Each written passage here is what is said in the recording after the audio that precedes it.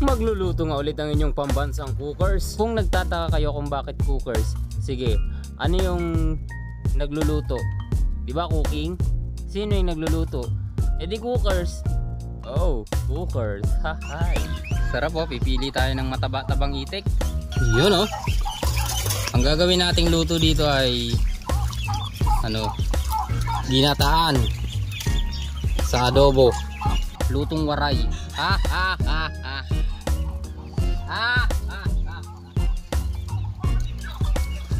Lutong waray.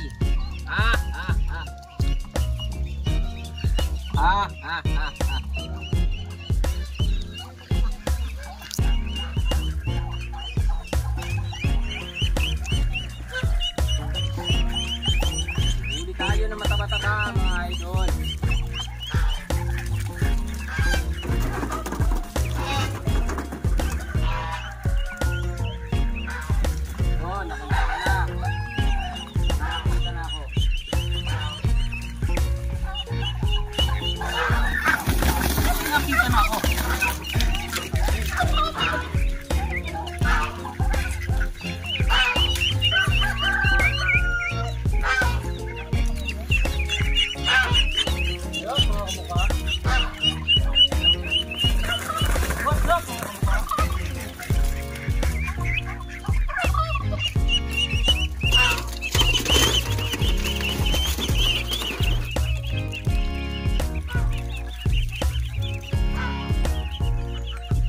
Adobo sagata.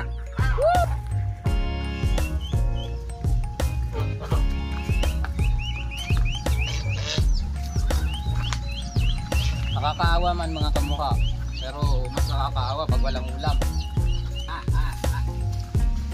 Pati tawa itik na. Wah!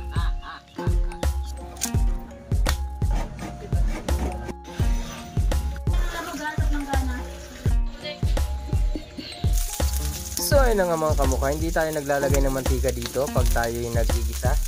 Yan, para less ang cholesterol. Yan. Ano lang ng itik yan, mantika ng itik. Okay? We will mix it to make it halo-halo to make it combination. Alright. Siyempre, may bawang. Unahin natin ang bawang hanggang sa maging golden brown. Alright, English. Golden brown, sa Tagalog ay gintong kayo manggi. Sabay luya. Hanggang sa maging brown na rin. Golden brown ulit. Yes. Halu-haluin. At pagka naging gold na, ilagay ng karne ng ating itik. Okay. Ito naman ay naglagay tayo ng turmeric na dahon. Pag binaliktad mo ay dahon ng turmeric. Okay. Yes. Wah! Yan o. Hinalo-halo ni Enchong. Enchonggo. Alam mo Enchong di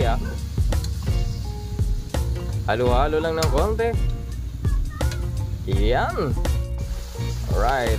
Lawrence patis. Baka naman. Yan o. Pag gumagamit ka ng Lawrence patis, lahat ay malalasahan mo. Lasang langit. Lawrence patis. Oh yes.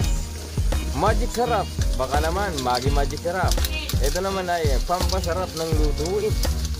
Okay. Konti lang at baka mabitin. Yan, masarap yan. Magic sarap. Lahat ng sangkap nandyan na. Ano pang hinihintay mo? Okay, takpan na yan. Okay. At buksan mo ulit. Oh, lala. At kung alam mo nang malambot na, ilagay na ang gata. Ayan. Purong gata. Puro. Walang iba. Puro talaga. Ayan, ilagay mo na rin. Pati ang sili. At sibuyas. Ito ay pampaganda ng aroma. Pampabango. Ayan. Oh, iniisa-isa pa ni Idol. Nakakadagdag daw ng lasa pag isa-isa. Ayan o. Isa-isahin ko rin kaya itong paminta. Hi. So ayun na nga. Oh yeah. yes. Oh, yun oh. Oh, yes. Yun oh. Yun oh. Sarap.